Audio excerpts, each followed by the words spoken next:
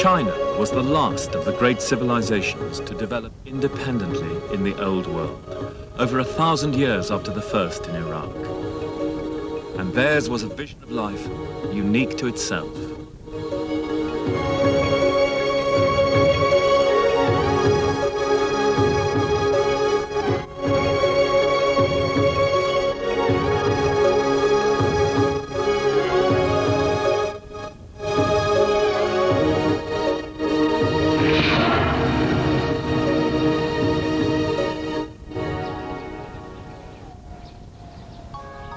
The Chinese conception of civilization differed completely from that of the West. For them, its goal was a moral order on earth, sustained by virtue, ritual, and reverence for ancestors.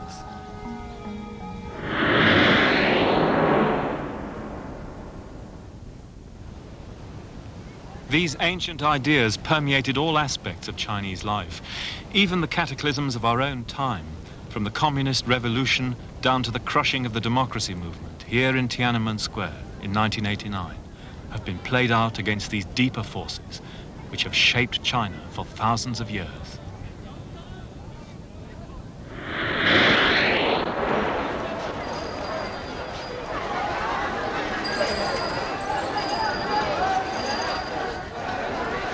This is a search for the roots of Chinese history.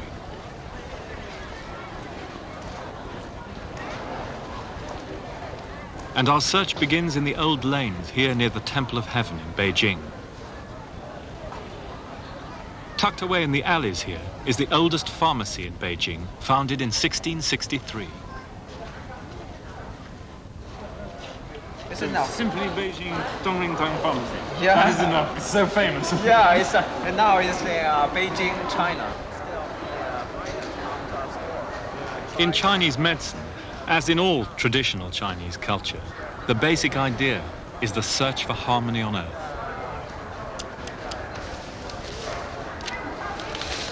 Ultimately, this was the goal of civilization itself. And to reach it, inner and outer lives must be in congruence. Yin and yang, as they say, female and male, dark and light. This elemental balance underlies all Chinese thought, whether in science or philosophy, in food, or as here, in medicine. The discovery of the origins of Chinese history happened by a strange chance. In 1899, a Chinese scholar who was quite well known here in Peking, Wan Yizhong, was suffering from malaria. He had prescriptions for it made up in his local pharmacy. It could even have been this one. At the time, a friend of his was staying with him as a house guest, and he saw the prescriptions being made up. One of the ingredients was a recipe which had been used by Chinese doctors for hundreds of years, ground up old bones, known as dragon bones. But to their astonishment, when the two men looked at the bones, they saw that on them was a strange, archaic form of writing, some of whose characters were the same as those used in modern Chinese writing. And though this recipe had been used for hundreds of years, this was the first time it had come to the attention of scholars. The two men determined to find out where the bones had come from.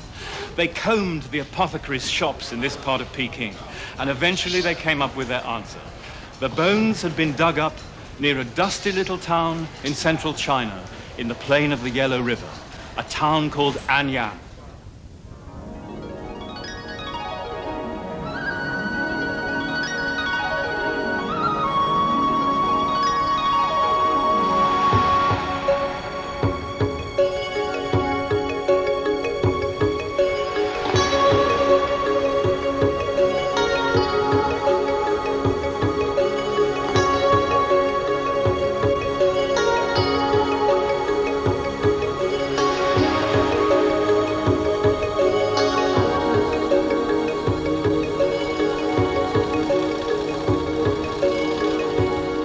Guangho, the Yellow River. Coming down from Mongolia, bearing its rich yellow silt to the Yellow Sea. Destroyer of cities, killer of millions, even in our own century. Chinese civilization first arose on its banks, but unlike the civilizations of the West, the source of political power did not lie in control of nature, but in control of the past.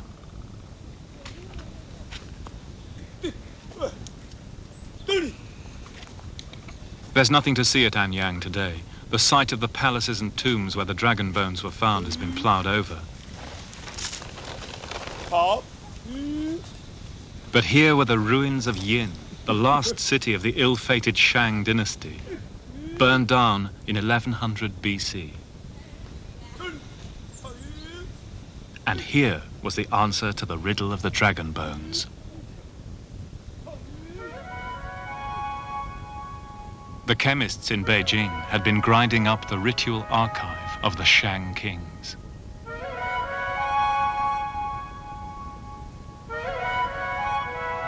These were oracle bones used by royal diviners to communicate with the ancestral spirits. In these strange marks lay the beginnings of the I Ching, the great Chinese book of wisdom. It was through the magic power of writing that the ancestral spirits could be raised. And the ancient Chinese word for these symbols, wen, writing, would become the word for civilization itself. In the beginning was not the city, but the word. The second key find at Anyang was the bronzes. They were used for sacrifices and ritual meals. Their inscriptions tell of the worship of ancestors and lineage, basic preoccupations of the Chinese till today. It was the possession of these things, the performance of the correct rituals, the monopoly of bronze and writing, which gave the rulers access to the wisdom of the ancestors. This was the basis of political power. And only with this could the ruler possess the greatest of all gifts. A gift to be kept only so long as he was just and cared for the people. The mandate of heaven.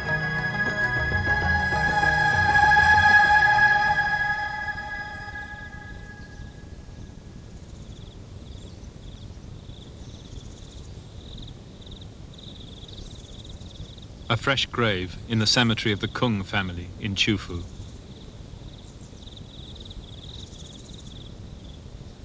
A monument to the most influential figure in Chinese history, Kung Fuzi, Confucius. It was Confucius who transformed the magic of the Bronze Age into the conception of the state as a moral order sustained by virtue and ritual. Confucius lived in that astonishing Axis age when the Buddha was alive, and Pythagoras and the Greek philosophers, the Jewish prophets. Not a religious leader, but the codifier of China's traditions in history, poetry, and ritual. His teachings were the ideal of Chinese government for 2,000 years. At the center of Confucius' message was a very simple and original idea. He wasn't concerned with God or the afterlife or heaven. I don't know anything about those things, he said. His concern was that of every government today on earth. How do you build a just and stable society here? And his answer was this: goodness was the essential quality needed to keep society together. People are not born good, they need to be taught goodness, rulers and ruled. But it was essential that the rulers were taught goodness, spiritual and intellectual, because if rulers rule with unjust harshness and severity, meting out punishments with regimentation, then people lose their faith in the law, they lose their respect for themselves, they have no sense of shame. But if people are taught goodness, then they have all those qualities and they regulate themselves. Confucius' vision then was of a moral society bound together by mutual respect and trust. And though he was an aristocrat, it was an anti-authoritarian idea, because the ideology would rest with the scholars, not with the emperors, who themselves had to obey that golden mean. Otherwise they risked forfeiting the mandate of heaven, as even today's rulers of China have found out.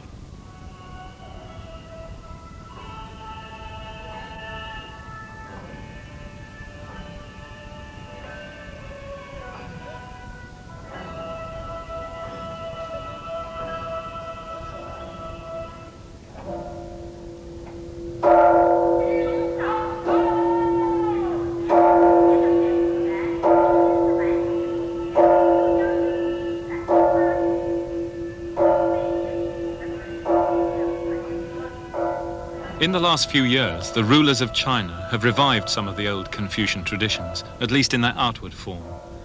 Performance of these rituals ceased after the Communist Revolution. These are actors, and this ceremony in Confucius' hometown is for tourists. They're largely foreign Chinese tourists from Taiwan, Hong Kong and Singapore, rediscovering roots severed, temporarily it would now seem, in 1949.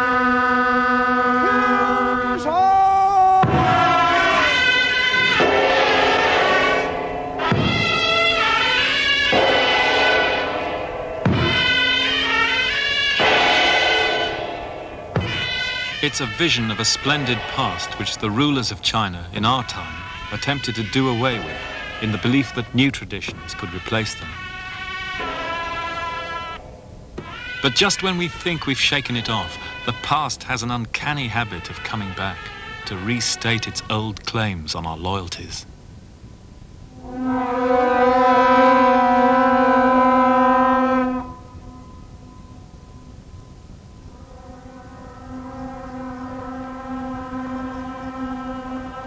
The ancient Chinese believed that Earth, nature, and the cosmos were part of a harmonious natural order, the Tao, or path.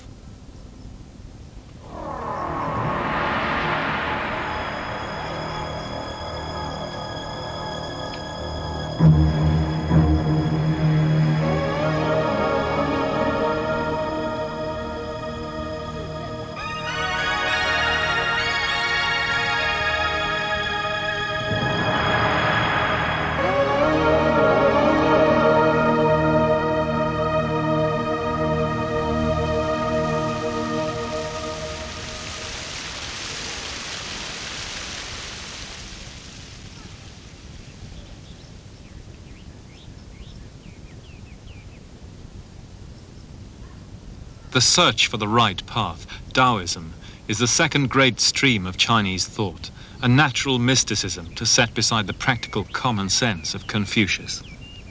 Not an alternative, but the other half of a necessary balance in life.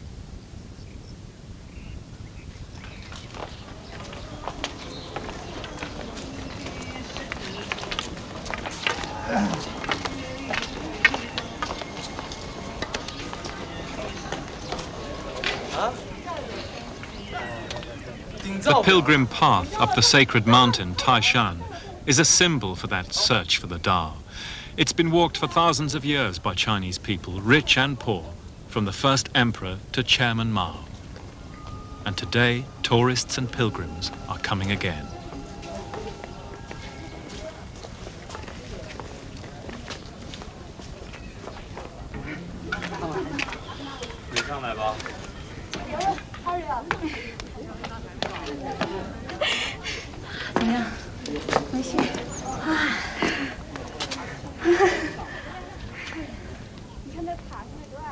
For so long, Western culture has seen nature in terms of control and exploitation.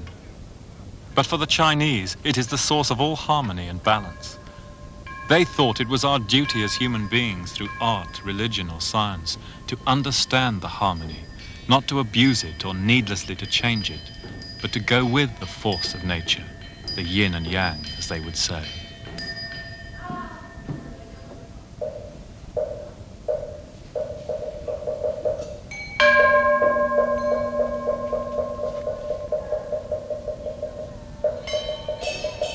The little Taoist temple on the top of Taishan, dedicated to the goddess of the mountain, was wrecked in the Cultural Revolution.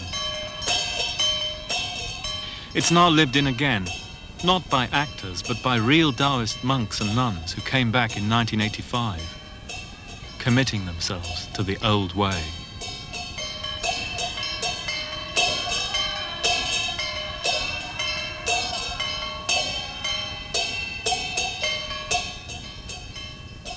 In the end, said the Taoist sage Lao Tzu, all creatures return to their distinctive roots. That is called returning to one's destiny.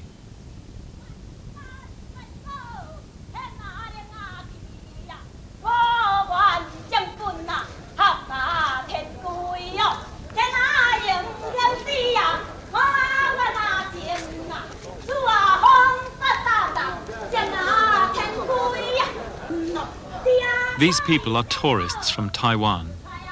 Their leader is a spirit medium well known on TV in Taipei. It's the kind of ceremony you can see in backstreet ancestor temples in the urban jungles of Singapore and Hong Kong. Now they're returning to commune again with the older ancestors.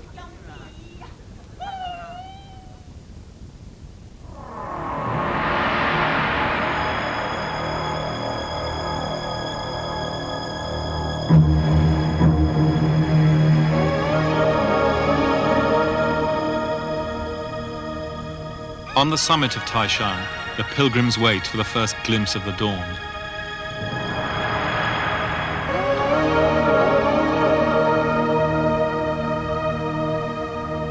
It was up here that Chairman Mao proclaimed the East is red. But that was before his great leap forward turned the dawn yellow with pollution. The first emperor surveyed his kingdom from here as the sun rose and announced, "Now I've united the whole world." Confucius said simply, "Now I realize how small the world is."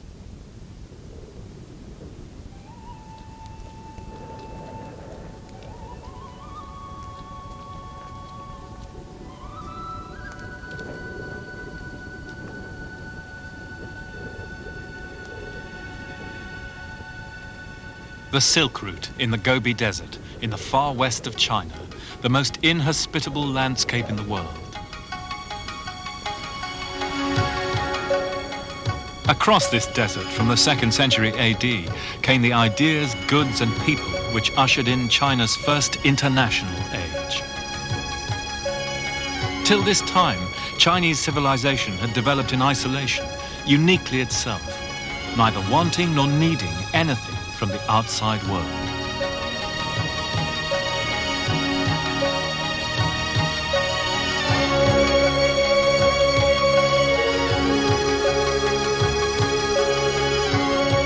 But now contacts opened up with Central Asia, Persia, even Rome, but especially with India. For what the Chinese wanted was not material riches, but spiritual enlightenment. The wisdom of the Buddha.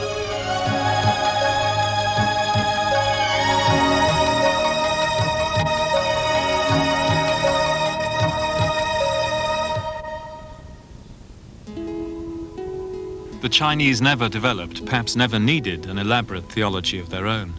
Indeed, the Western idea of a personal God is utterly foreign to them.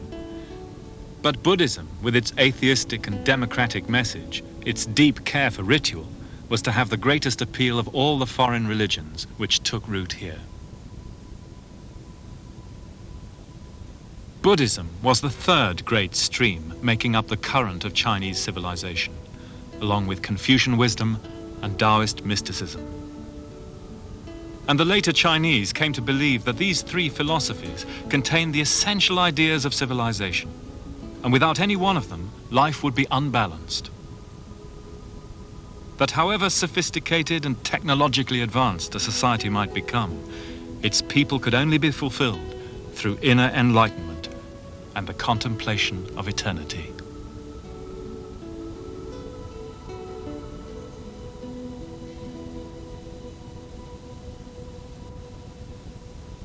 In the Tang dynasty, Chinese scholars went on great missionary journeys to India to bring back authentic texts and relics of the Buddha.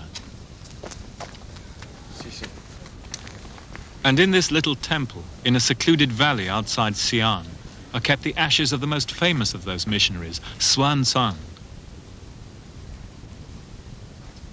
Some of the texts he brought back from India in the 7th century are still here.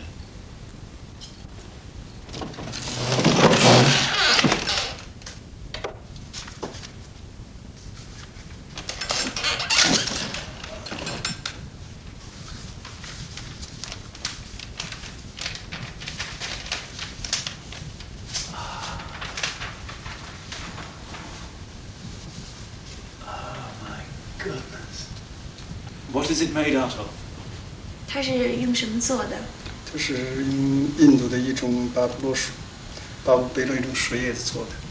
It's made of palm trees in India. Palm leaf. Palm It's leaves. palm leaf, yes. And this script is not Sanskrit, is it? What is the language? 他说这是什么文这是印度一种古巴的古巴 ？The Asian Pali。 This is Asian Pali. I see. Does he know how many books Xuanzang actually brought back to China from India? 他说：“您知道不知道玄奘法师总共从印度带回来多少本书啊？” Xuanzang brought 650 books back to Xi'an for translation. Rucksack on his back, a lamp to light his way. It's rare in history that we can pinpoint the very moment when one great civilization goes out to learn from another.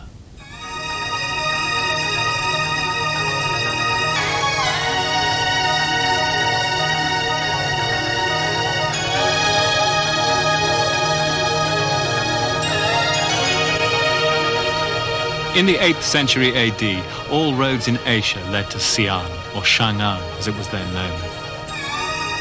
It was the greatest city in the world, rivaled only by Baghdad and Constantinople. Its vast square laid out like a chessboard. A huge ritual enclosure, Chang'an's central boulevard was 4 miles long and twice as wide as today's avenue, which leads to the city's bell tower.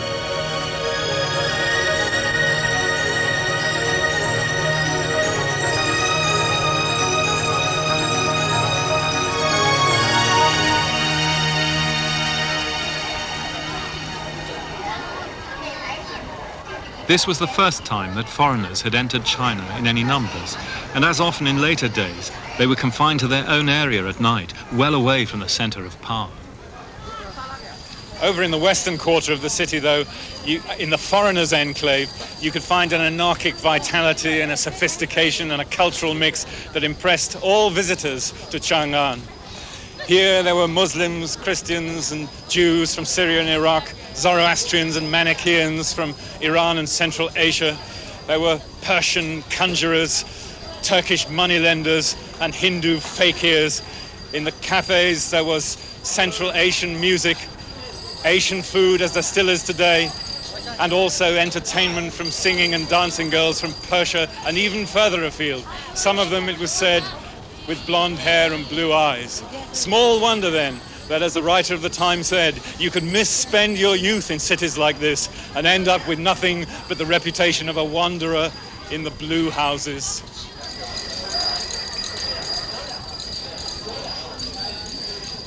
In Chinese eyes, the Tang dynasty was above all the most golden of the many golden ages of their poetry. An art whose roots go back to the shamanistic magic of the Bronze Age.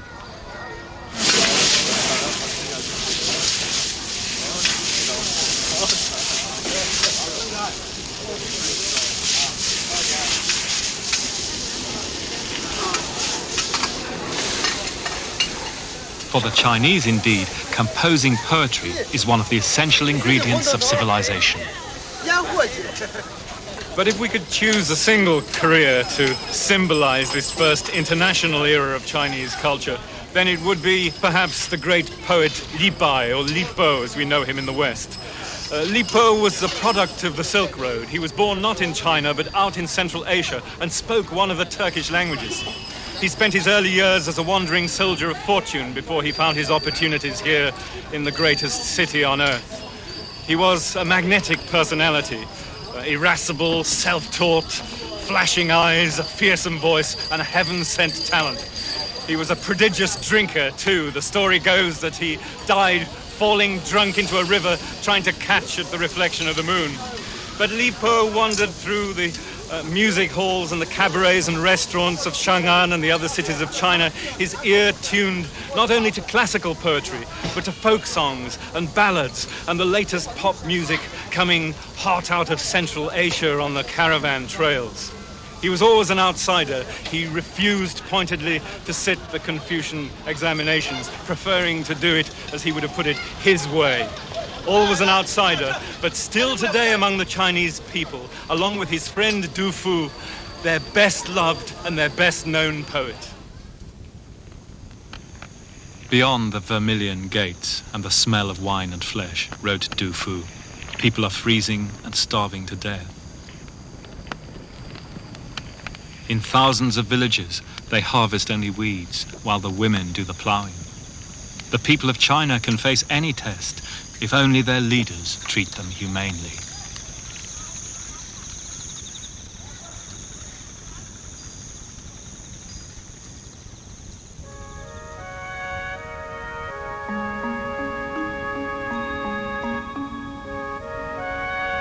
The Tang dynasty ended in social upheaval and revolution, like many in Chinese history.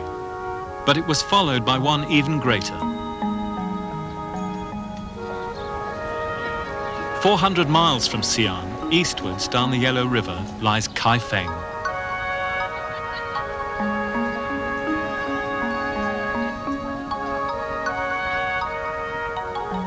In the 11th century AD, Kaifeng was the capital of what is regarded as the peak of Chinese civilization, the Sung dynasty, a golden age unsurpassed in world history.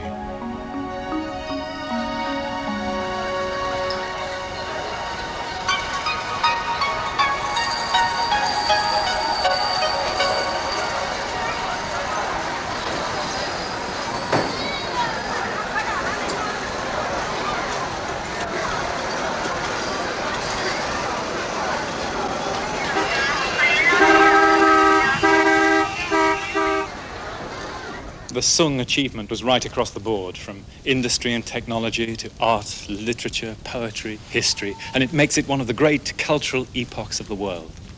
And with the existence of printing, they could disseminate their ideals right across Eastern Asia. There was another characteristic to that time, and that was of an intense inward cultivation, of inward development.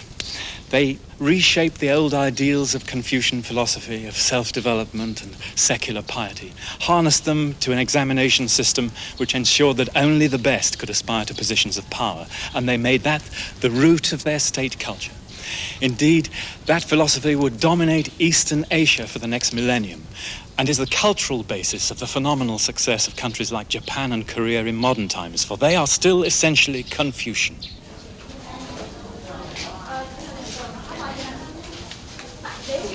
Here in Kaifeng, as everywhere in today's China, 40 years of communist rule have not severed these deeper beliefs. Reverence for ancestors, filial piety, Confucian virtues are all coming back into the open now that freedom of worship is once more guaranteed.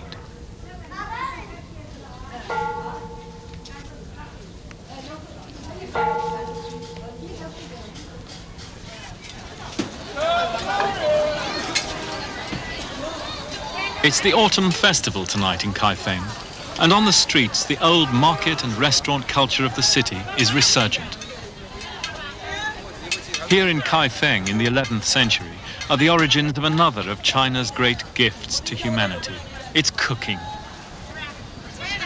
The Chinese was the world's first great cuisine, long before the French. In Sung times, vast restaurants here, like the Humane Harmony Diner, it was said turned night into day. Like its medicine, Chinese cooking is based on ancient theories of harmony and balance, on the 5 elements, the 5 tastes, yin and yang, the old themes of Chinese culture.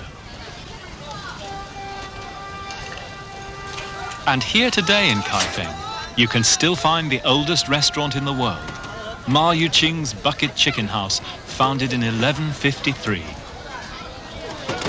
Tell that to Maxims of Paris.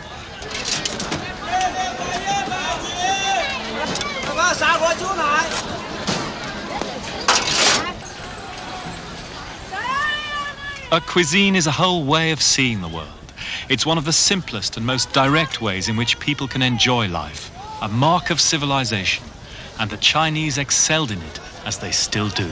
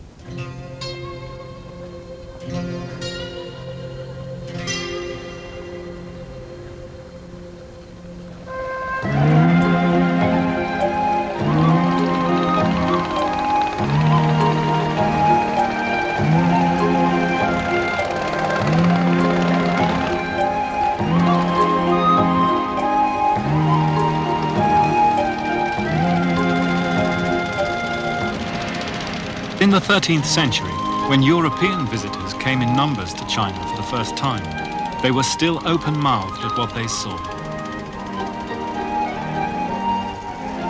Sailing up the Grand Canal here in Suzhou, the Venetian Marco Polo had no doubt that this was the greatest civilization in the world.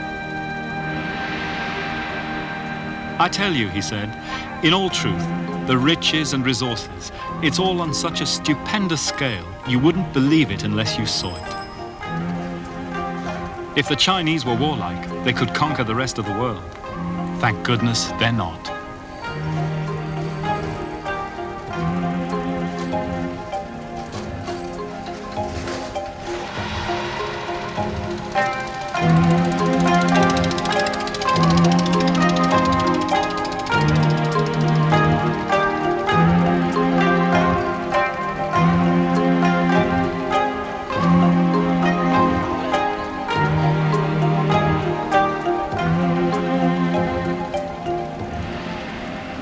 At this time, agricultural and commercial revolutions led to a population boom, which saw China become the most populous country on earth, as it still is today. But the country was self-sufficient and could feed all its people. As the Arab traveler Ibn Battuta said, theirs was incomparably the highest standard of living in the world.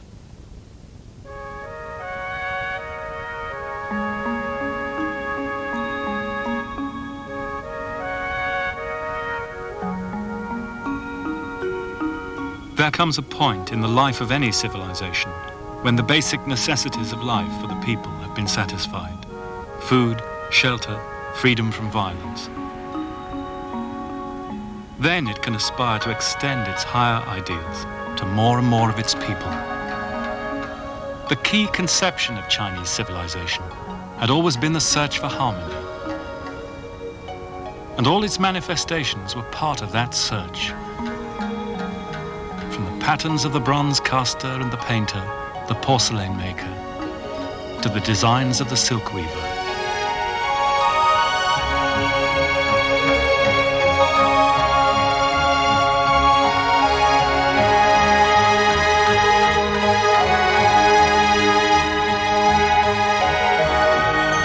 By cultivating such arts, the noble person could realize the universal harmony which Confucian wisdom sought.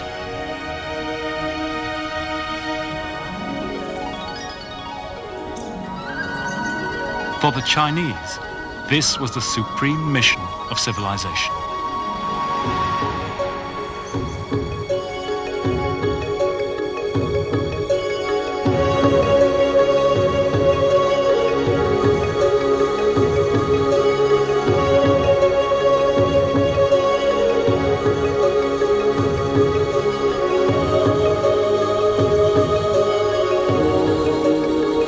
The path to such wisdom still began with the magic of writing.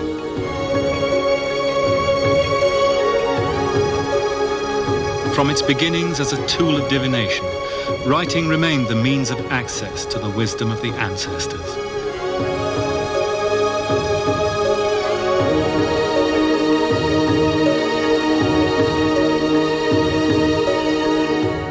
The symbol for writing, the sign called Wen, had begun by signifying the characters on the oracle bones.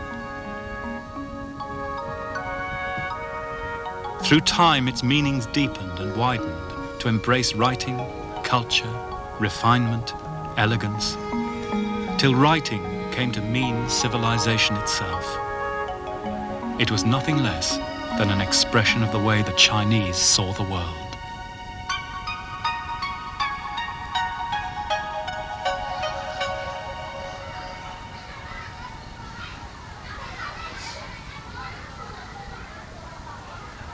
But now the way China saw the world began to change.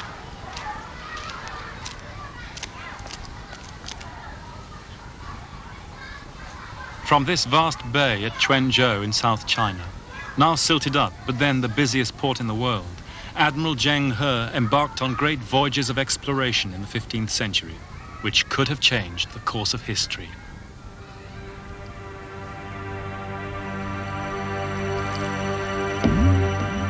Zheng He sailed his fleets to the great South Indian harbour of Cochin, the meeting place of East and West.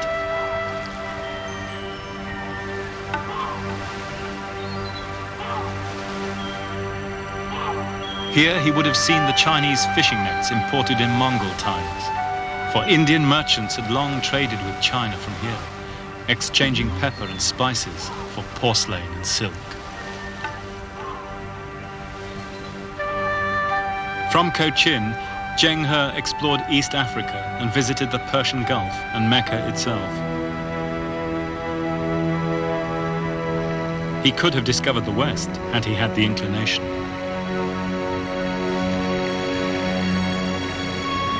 It would be nearly a century before Vasco da Gama sailed into this same harbour, not as a bearer of peace, but a harbinger of war and conquest.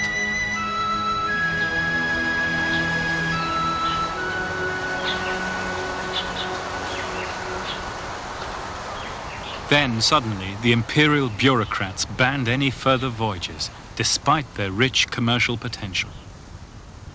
The ships were broken up, their logbooks destroyed, and now only a few stone inscriptions on a wind-swept hillside remain to speak of one of the great mysteries of history.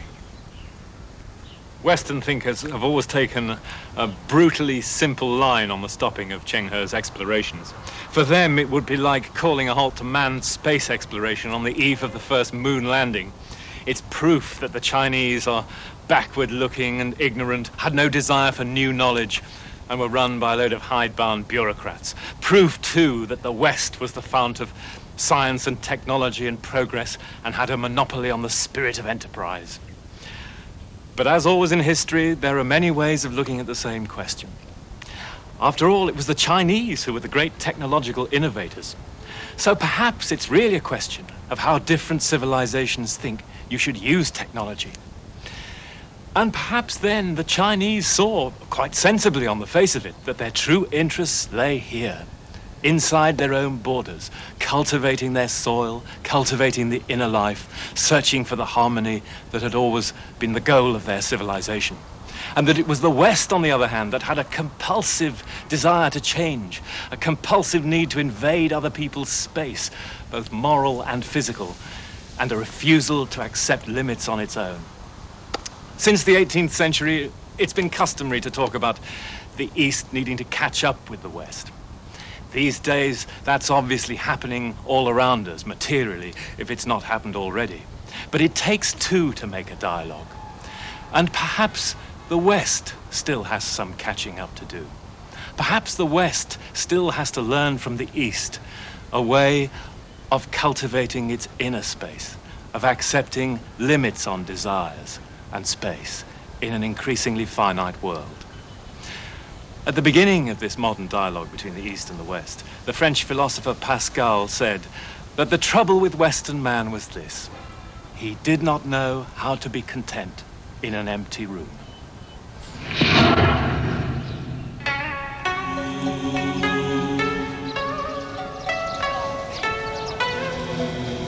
The banning of the Ming voyages was part of a deeper introspection in Chinese culture. Now, behind a new Great Wall to keep out the barbarians, the Chinese built a new capital far to the north, Beijing, the North City.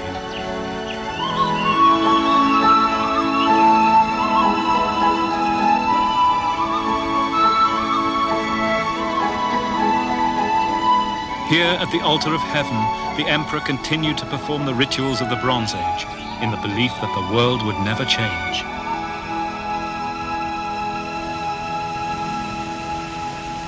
The longest and richest intellectual tradition in the world, now increasingly turned in on itself.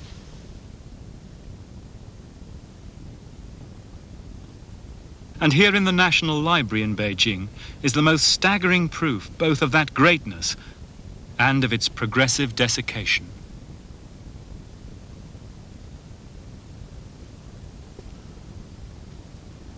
This is the greatest literary enterprise of all time, an encyclopedia running to 79,000 handwritten volumes, still in its original shelves and boxes, labeled in green, red, blue, and grey, according to the imperial cataloguing system of spring, summer, autumn, and winter, for classics, history, philosophy, and literature.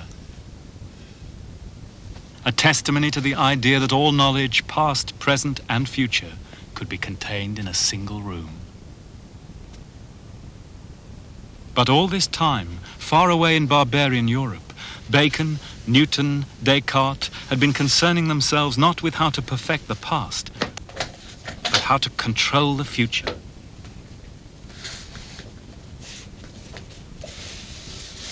And now some Chinese intellectuals began to plead for a more open approach to knowledge. Among them, an obscure young historian called Chang Xuecheng. It was Chang Xuecheng, on the very eve of the most momentous upheaval in Chinese history since the time of the Qin Emperor, in other words, the clash with the West and all that that would engender. It was he who attempted to reappraise the way that the Chinese had seen history since the very beginnings of the Confucian tradition. For him, history was an all-embracing concept which would include all of this, the entire canon of Chinese literature. The Confucian texts, he said, were all history. Confucius may be a true guide to life, but he is also simply a historical text. And the time is past when history should be merely minute textual analysis and compilation by squads of scholars burrowing away on a rigid and old-fashioned curriculum. History should be dynamic and meaningful. Some have seen him as a precursor of the revolution, a prophet of democracy, an enemy of feudalism. That's no doubt exaggerated. But in 1799, 2 years before his death, he wrote a prophetic letter about what he saw as the inevitable decline of the Qing dynasty and the worrying prospects ahead. This was a time, he said, when history should no longer concern itself merely with the past, but should use the past to reform the present and indeed to look into the future. And the historian's greatest gifts, he said, were not just knowledge, but inspiration and insight. And a historian's inspiration, he thought, was just like the I Ching, the Book of Changes, in that it enabled him to look into the future. At the moment of his death, China was about to come face to face with another culture whose view of history was diametrically opposed to that of the Chinese tradition. The Europeans, with their Judeo-Christian heritage, believed that history was purposive, that it was leading towards an appointed end, and that they would be the winners. The first Chinese descriptions of we Westerners are not flattering. These barbarians have a grim look, untidy hair, an unpleasant smell. They have no rituals worthy of the name. They're liars and are rather arrogant. They conquer countries by fraud and force, ingratiating themselves in a friendly way before they oppress the natives. At the heart of their conduct is violence. By the 18th century, the coasts of the South China Sea were frequented by the Spanish, the Dutch, Portuguese, English, and later Americans. All bearing Chinese inventions: gunpowder, the stern rudder, the magnetic compass, paper maps. Coming not just to sell, but to impose their goods, their ideas, their religion, their will. They soon set up trading colonies, lording it from grand mansions paid for by the illicit trade in goods like opium. In the tale of colonial infamy, this is one of the least known episodes in the West. But it culminated in the central event of 19th century Chinese history, the Opium War. The point of the opium trade simply was to sell opium to China. But in practice, that meant getting as many Chinese people addicted to the drug as possible. But opium was prohibited in China and had an almost negligible local consumption. So it had to be sold illicitly in bulk from the one permitted trading post on the mainland, Canton, and from offshore bases like this one. The indispensable link in this setup was India. There, the British imperial possessions had grown in the last decades of the 18th century. And as the British themselves produced nothing which the Chinese wished to buy, it was in India that the opium and to a lesser extent the cotton could be grown, that could be traded in for the luxuries that the British desired, and especially tea, which by then had become a national obsession. And so an infernal triangle was set up between Britain, China, and India, which parallels the tragic triangle of the previous century between Africa, the Caribbean, and Europe, the slave trade. And this was no small business, incredible as it may sound. In the early 19th century, opium was the biggest single trade anywhere.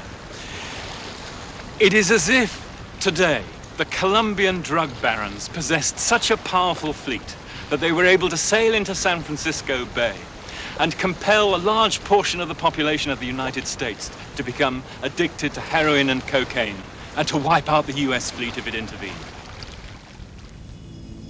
In what Gladstone called the most disreputable war ever fought by the British, the Chinese fleets, hopelessly outgunned and outdated, were smashed to pieces. Defeated by the very technology which they had invented but let stand still. For the Chinese, defeat was a shattering revelation, forced now to watch impotent as the Western barbarians, their cultural inferiors, now began to carve up the Middle Kingdom into colonies with the same greedy relish that they had scrambled for Africa and dismembered India.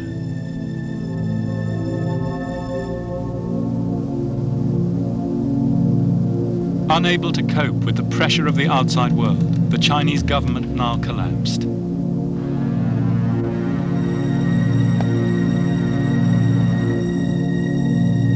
Chinese people were treated like animals in their own land by the Western imperialists, harnessed to polo traps for sport, banned along with dogs in their own public parks.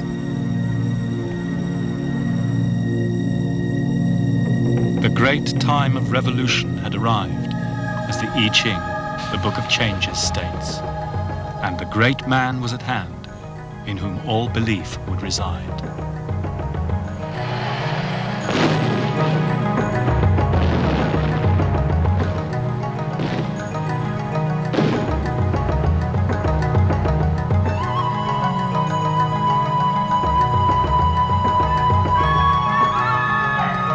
In 1949, Mao and the communists took power on a tide of emotion and optimism, after years of civil war, famine, and foreign rule.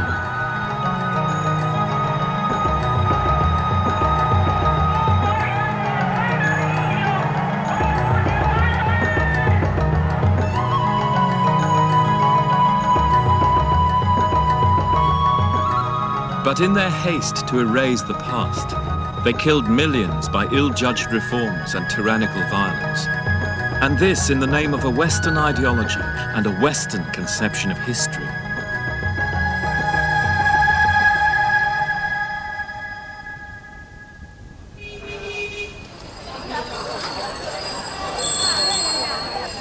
Today, the Chinese people are living through a time of great opportunity. Still without political power, they're poised nonetheless to become an economic giant. They could regain their place as the greatest of all civilizations.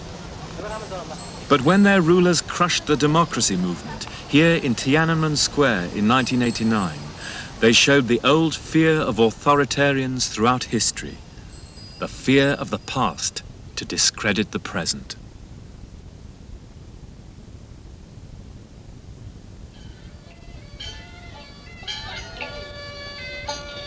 On the streets at night, the Chinese people can listen once more to the old music banned under Mao's dictatorship.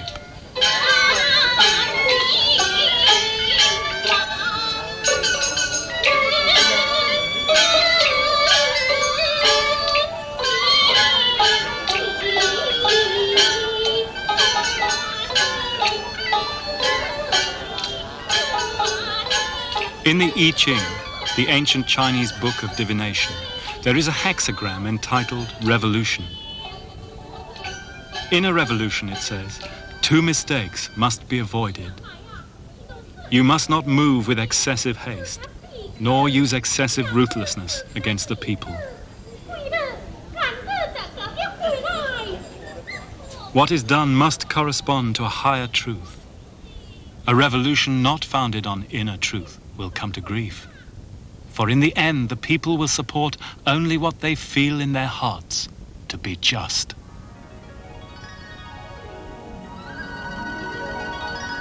This is the meaning of the mandate of heaven.